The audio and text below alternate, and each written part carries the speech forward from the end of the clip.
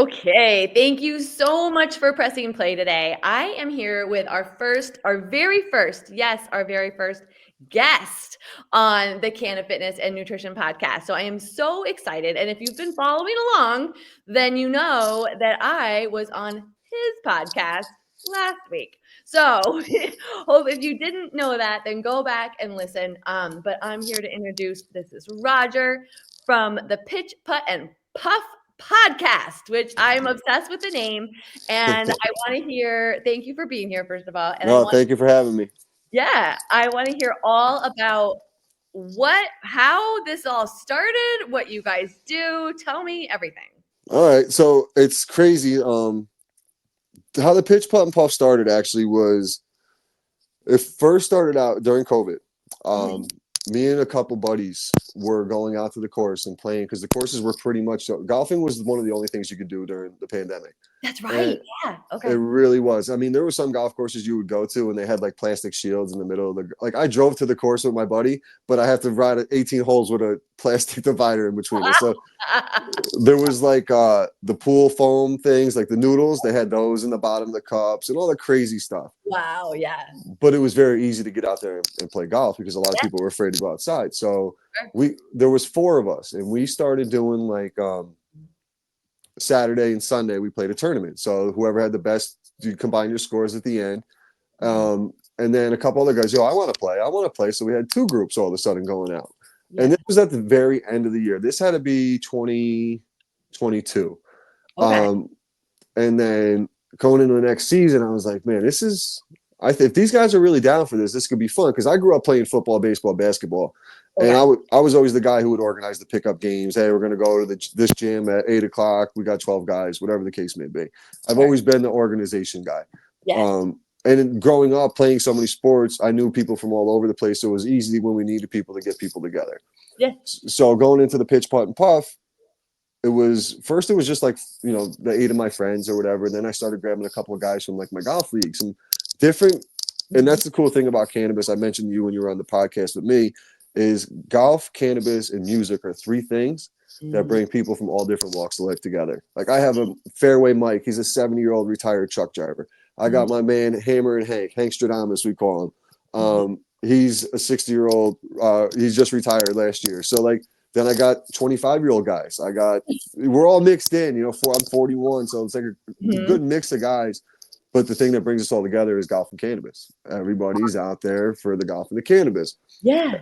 And then I noticed I started getting more and more guys were reaching out to me during the week. Hey, do you have any spots on Sunday? And I'm like, oh, okay. Yeah. So I have a really good relationship with my home course over at Freer Park in Troy. Mm-hmm. And I asked the guy, I was like, is there any chance I can get like consistent tee times every Sunday, maybe 2 or 3 of them? He's like, as long as you can fill them and you're not going to leave me hanging. I'm like, dude, I promise you I won't. If I don't have it filled, I'll cancel it. We can open it up.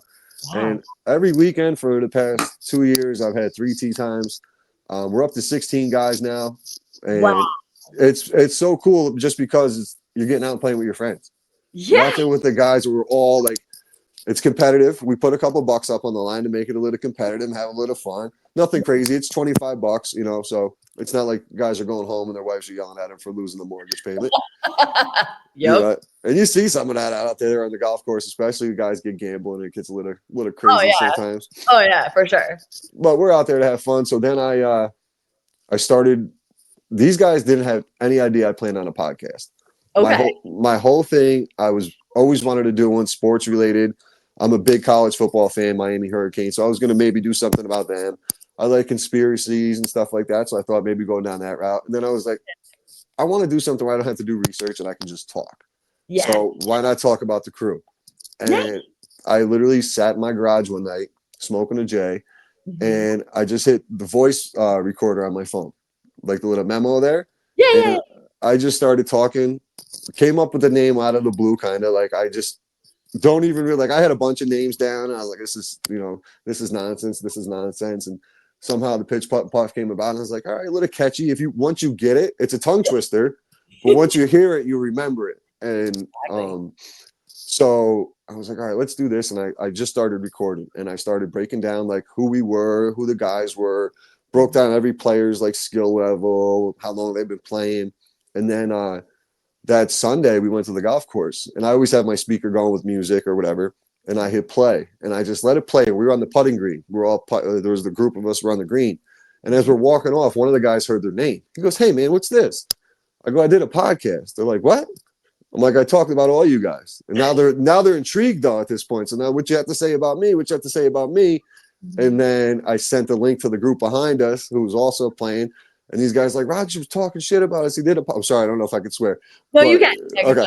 he did a podcast, blah, blah, blah, blah. And I'm like, yeah. And then they all listen. Like, dude, it's not that bad. I'm like, you're pretty spot on with our games and stuff. So then I started having a couple of those guys on, which was cool. Some of them were a little bit intimidated. I was even intimidated. Like I didn't do video until I probably had 50 episodes in before I did video, just for being comfortable and stuff like that. So, right. but now the Pitch Putt Puff, we're signed to a golf network, a golf podcast network. What? I didn't know that. That's incredible. Yeah. Yep. Yeah, it was really cool. So it was at that point too. I had this guest on, his XG. He's on the We Don't Smoke the Same podcast. I don't know if you follow rap at all, but like Cypress Hill. No. All right. So Cypress Hill and like Be Real, they're very like Be Real's nickname is Dr. Green Thumb. Just to give you an idea. So these guys are huge. Like Cannabis is their whole vibe. Like Hits from the Bong is one of their hit songs. Okay. So he's affiliated with them. He's also a comedian. He's on a conspiracy podcast. So I had a chance to go out to one of his shows, and I messaged these guys back and forth on Instagram and stuff like that. Yeah. And then I introduced myself and I showed them the logo. Let me rewind actually. So when I first started, I wanted to have some like sustainability and like look like someone had my back kind of thing. Yeah. So I reached out to him and his co-host E-Zone. It was like, any chance you guys would want to sponsor my podcast? First question is like, what are you looking for? I'm like, guys, absolutely nothing. I wanted to make it look like, you guys support me kind of thing. And that kind of really helped because I think like looking forward to the network and stuff, once I started like really taking chances and putting it out there. So when I had XG on, he literally told me, he's like, dude, you have nothing to lose. What are you gonna? You're having fun. You take a chance. Start doing the guests, start doing the YouTube, start doing all this. And at that point, I was at 125 Instagram followers. Now I'm up to almost 2,200, and that was last year, literally a year ago. So wow, it's been a solid grind. But I've just taking chances. You got to step out of your comfort zone every once in a while. That is so true. Isn't that just true in like all areas of life? Mm-hmm. And right. You have nothing to lose. And honestly, I think just like I love talking about fitness, nutrition, and cannabis, you love talking about golf and cannabis. Like it's just, you talk about what you love and then it just kind of comes naturally. Mm-hmm. Yeah. So tell me more about, because obviously golf is a sport and I do have some experience with golf, of course. Yep. But tell me how and why you love cannabis and golf, like together or separately. So growing up, I didn't really start smoking cannabis until I was about 18. And once I started doing that, I was out of school at that point. So like playing basketball and stuff, I noticed a lot too. Like I was a point guard. So my creativity, I would go smoke and then go play a game, me and a buddy. And you figured that out in high school? After high school. After high school. Gotcha. After high school, yep.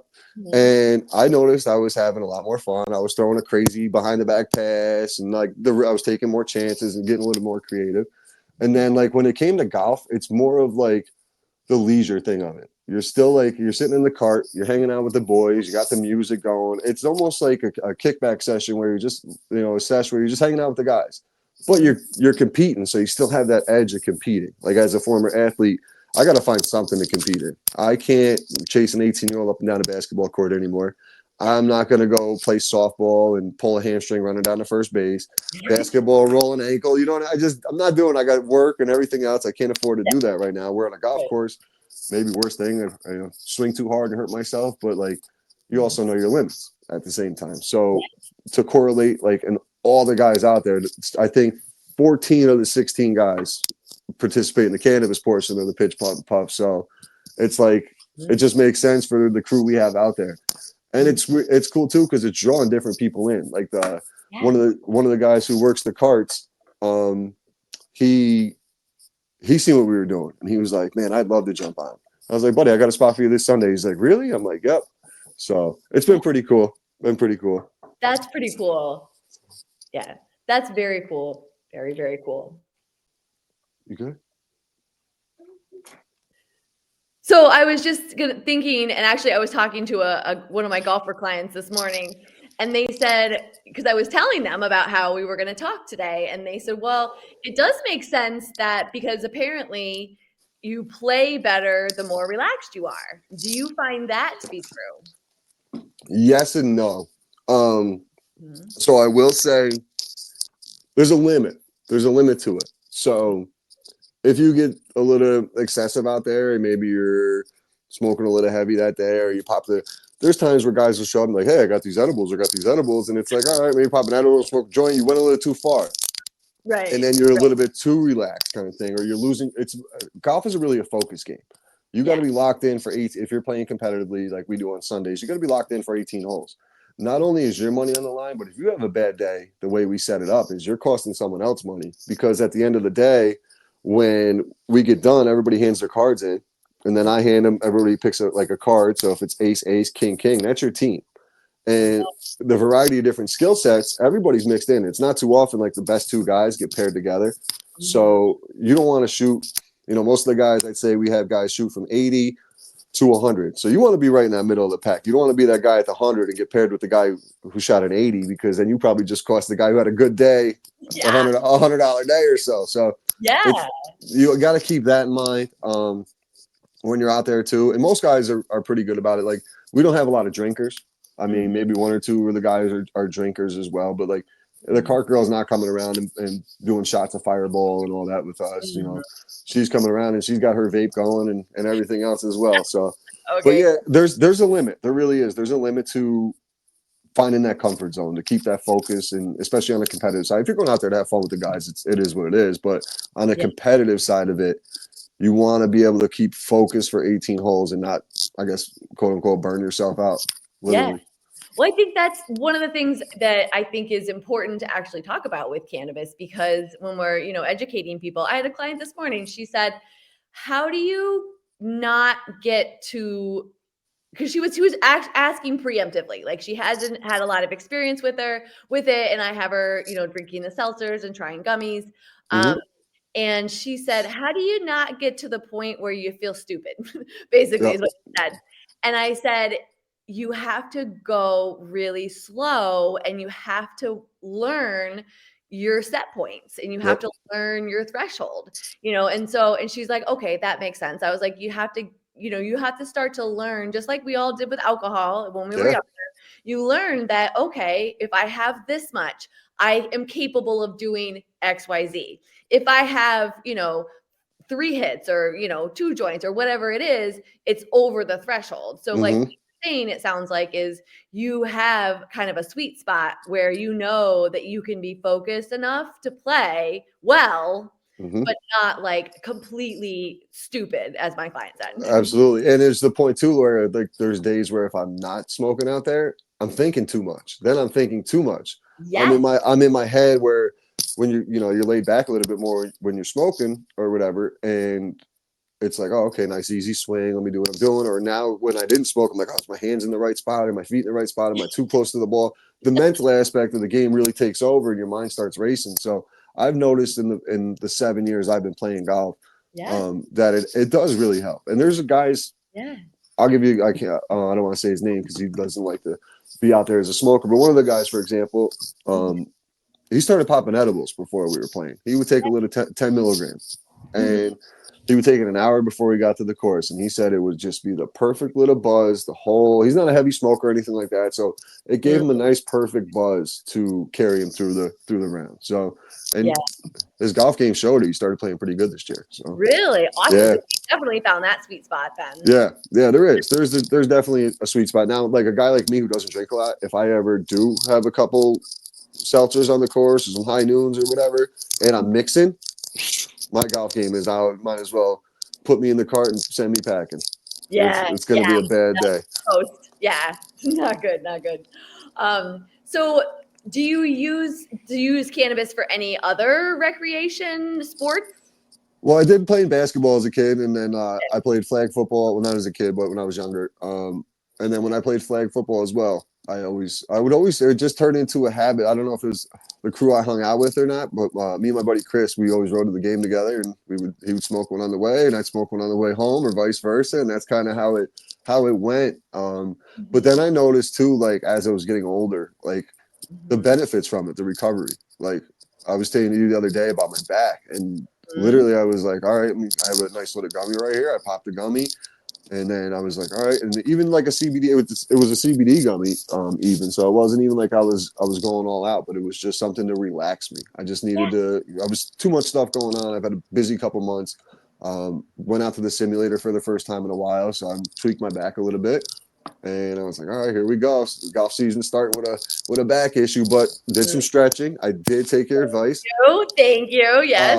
I literally took your advice, and I went out in my living room and I just lay there. My wife goes, "What the hell are you doing?" I said, "Trying something." She goes, "What?" I go, "I'm stretching." She goes, "I haven't even seen you stretch in like 10 years." I'm like, "Yeah, I know, but I'm trying something." And it helped. It did help. So I tried it. I'm so excited. Yes. Good. Yes. Yep. That's worth repeating. What I noticed too is mid my, so like I go into work at like 4 a.m. I get out at noon. So that little gap I have in the day when my little me time, I've been stretching just a little bit for like 5 minutes, nothing crazy, nothing hectic, but just little, like my lower back, just doing different stretches, one leg across kind of thing, just trying to stretch the lower back out. And over it's been a week now. I missed maybe 2 days, but it made a difference. Yeah. See? Oh, well, that's fantastic. Thank you for taking my advice because it works. It's so simple. And it's simple. It's just making the time. And, I've had to learn the lesson the hard way, unfortunately. And I think most of us do. We have to wait till we're in pain. But that's a good one, stretching. And I was explaining to you when we talked on your podcast, because golf is such a unilaterally unlevel sport. The swing of it, you inherently shift your weight several times. So you're putting pressure on your joints at different times in different amounts, and that creates all kinds of off-balanceness. So stretching is a great way to just sort of reset, get everything back into alignment, relieve any pressure or tension. So that's and it's something I always used to do before I played sports. Like I had a routine. Like before a basketball game, I had a certain routine, and then a football game, I had a certain routine, because you use two different. As crazy as it sounds, you do use different muscles in those sports. Totally. So I would go and do different stretches for each sport, and I honestly learned it from watching other guys I played with to do like my one buddy, Bobby, he played a Division I basketball player, but he would always do certain stretches when we were playing in men's leagues. I'm like, "What are you doing?" He's like, "Oh, I'm trying to loosen the hip up." So if my hip was bothering me, I was doing the stretch Bobby showed me how to do. It's just simple things, but it's just same as the game. Like you pick up something, the way someone's chipping, oh, he's holding his hands this way. Let me try that. He's better in the approach game than I am. Stuff like that. Exactly. And you just learn. Yeah, we just learn from experience. Yeah. Oh, that's so great. Student of the game. Exactly, always. So how long have you been playing golf at this point? So I did play a little bit in high school, but the problem was the two kids I played with, two of my good friends back then, they both got Division I scholarships to go play golf in Florida. Wow. So I wasn't that good. I was a baseball player batting lefty, and I was using right-handed golf clubs back then. I still am. Really? Yeah, wow. So I taught myself how to play golf right-handed. I'm actually left-handed, but I taught myself right-handed. Yeah. Wow. Okay, that's incredible. That was a struggle, though. It was tough. It was very, very tough. So I did switch hitting baseball in high school a little bit, but not enough to where I was confident as a right-handed baseball player. Yeah. And when I went to play, a buddy of mine asked me to come play in a scramble for a work event. And I was like, "Dude, I am terrible. Like, I haven't played." He goes, "Buddy, it doesn't matter. I just need a guy." He's like, "You're athletic enough. You'll figure it out." I'm like, all right, here we go. So I go out there, and I think I swung and missed like the first 2 times I tried. And I was like, "Dude, I'm so embarrassed. There's people all over," kind of thing, And then as I got going throughout the day, I had a couple good shots. And he's like, "Why don't you come out with me next week during the week?" I'm like, "All right, I'll go with you." Whatever. And I went out. We played like 9 holes. And then he brought another buddy of ours who just started playing. And then me and my buddy Mike, we started going to like smaller par 3 courses just to really try to figure out what the heck are we doing. Time at the driving range. Yeah. and they call it the bug, the golf bug. But I was obsessed with basketball as a little kid when I first started playing. I've Mhm. never, but nothing like the way I am with golf. And Really? yes, because when I picked up a basketball, I could hold my own. When I picked up a football, you could put me in I would hold my own with most people. I had confidence in what I was doing. With Mhm. golf, I didn't. Golf, I wasn't good. When I knew I was more athletic than certain people, but they were playing better golf than me, Yeah. I'm like, I can't have this. I'm too competitive for this. Like, I know I'm a better athlete than him. So my competitive nature picked up. And then I sat back one day and I was like, this is perfect because now I can't continue to play basketball and football until I'm 50 and 60, but I can play golf until forever. It's Yes. something you can do forever. And you don't even have to be good. But like now at my point where I want to be good. So like Yeah.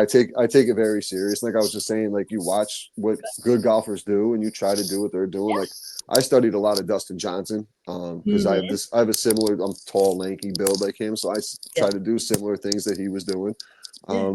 But it's really just you got to get out there. Golf is a game of consistency. You have to get out there and repetition, repetition. Same as working out. Totally. You have to do it. You Exactly. have to do it. You're going to be you might do leg day and you're going to be sore the next day, but guess what? The next time, do that three more times, you're not going to be sore anymore. It's just Exactly. you're Yeah. just it's going to be Tuesday. It's just going to be another Tuesday. Exactly. Right. And no, you're so right. Golf is a game of consistency. It's a skill. Yep. It's a skill, but it's a sport because it takes a lot of strength and endurance and power. Yeah. Which is a lot. Well, that's fantastic. So are you good then? Like, are you good? Do you have a I'm a 13 handicap right now. all right. So I shoot in the mid 80s consistently. Nice. Yeah. While I Yeah. was shooting 4 years ago, I was shooting 110s, 115. So yeah, That's remarkable then. to Yeah. make that turnaround every year, I take about 5 strokes off of the game. So we're getting there. Wow. 5 to 10. Yep. Where was your best round ever? Where was it? I've done it twice on Freer Park. Yeah. It was a 78. I shot a 78 twice and a 79 over there. Nice. It was actually last year, the 2023 season, not this past season. It was the last round of the year, and Oh. it started getting cold and rainy. And the guy who runs the course, good friend of mine, comes up. He's like, Raj, I'm starting to wrap this up. I go, Josh, I was like, I totally get it, bro. But like, I'm playing around right now, man. Like, I'll lock up behind me. If you just leave me the key, I'll lock it up behind me. He's laughing, and I'm like, I don't even want to tell you what I'm shooting right now. And the other guys I was with, he's like, dude, he's having a day. And I think at that point, like I think I was even going into like 15 or 16 on the day. So I was playing really, really good. And then I had my couple blow ups down the stretch, as I always do, because I started thinking, I'm like, oh my God, I got a chance to, shoot a 72, 73 here. Yeah. And then on 16, I know I put one in the woods on 16. And then I think I 2-putted or 3-putted on 18. But overall, walked out of there with a 78 on the last putt of the year. It was a nice feeling knowing that I wasn't going to be able to play until next year. Yes. So I was good with it. Yeah. Talk about ending on a high note. That's Yeah. It was like hitting the game winner in the championship and you're walking away. That's how I felt. I was like, yes. And I beat my buddy Bub, who me and him battle it out every year. I have to say though, he took a big step in his game this year, and he kicked my ass all year long. So shout out to Bub. I got to give credit where it's due. Right, but it's good for you. It gives you a run for your money, right? Now I'm trying to figure out. All right, I got to catch Bub now. Let's go. Yeah, It gives me something to go for. Right, it's the beauty of it. It gives you that external motivation. Yeah, absolutely. I love it. So one more question: what's your favorite strain or favorite? What do you like to smoke, or what do you like to use while you play? So that's a good question because what's crazy? I've been smoking since over 20 years now, been in the cannabis legacy side of things, and I never knew what strain I was smoking. I never knew what was an indica and a hybrid and a sativa. I knew my buddy had Purple Haze or he had Sour Diesel or Jack Herrera or OG Kush or whatever the case may be. But never one time I had the internet was at the palm of my hand did I look and say, oh, OG Kush, is that a sativa? Is that an indica? It would be, does it smell good? Does it taste good kind of thing? Yep. And I guess in a way I'm still kind of like that, but certain times when I want to go to sleep, I'll look for more of like an indica to put me in the couch kind of thing. So on the golf course, it's always a joint. I'm a joint guy. I've been a joint guy for a long time. I do smoke the vapes just for convenience, to be honest with you. It's really a convenience thing in certain areas. When you're around people, like, all right, here's a good example. When I'm out on the golf course on a Tuesday, me and my buddy Mike are out there, but we're with people who, you can tell they're not fans of smoking or whatever. Yeah. Okay, I got my vape. I'm good. I still enjoy myself. I won't bother them. And it's, obviously I want to be respectful about it. They're out there to have a good time as well. So, Exactly. but if they start cracking the beers and getting a little crazy, then I might just nonchalantly fire my joint up and say, hey, man, it's the same thing you're doing there. I don't understand what the problem is. Yeah, I mean, so I've done that a few times. Have you? Oh gosh. Yeah. It's all about the golf course is all about just courtesy. I think, absolutely. Etiquette. It's like, just know the etiquette, be respectful. And if everybody can do that, then we all have a good time. And it's a weird, that's the thing too. It's a weird game with etiquette. Like there's a lot of guys, like myself included, when I first started playing, I didn't know not to walk in front of someone's line when they were putting. I just went to get my ball. I didn't know any better. Or like talking. Now we still always have music going. So that's kind of like an expected background noise. Yeah. But there's still guys who will spark up a conversation in the middle of someone's backswing. And it's like, yo, pay attention to what's going on. Like those are the guys who had one too many, spark that third joint when they were probably good after two. Yes, right. Yes, exactly. Those type of guys. Yeah. Yeah. Yep. And, well, this has been so fun.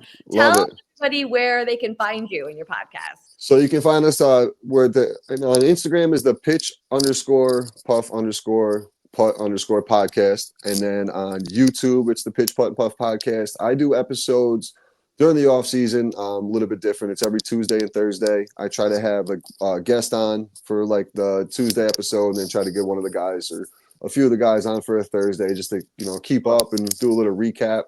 Yeah. Just trying to stay busy. Like I mentioned to you, I plan on doing a big golf tournament this upcoming summer. Details will be hopefully out soon. I'm just waiting on the course. If I can do it at my home course, would be awesome because I'd be able to do things exactly how I wanted. So working on it.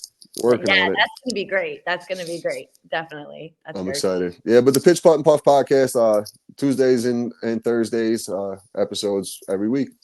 Sounds good. All right. Thank you so much again. Thank you for having me. Really cool. And it's great. Like I said, when I met you, being in the 518 and just coming in contact is crazy. I'd love to obviously keep the connection and work together down the road any way we can. Definitely. We will. We definitely will.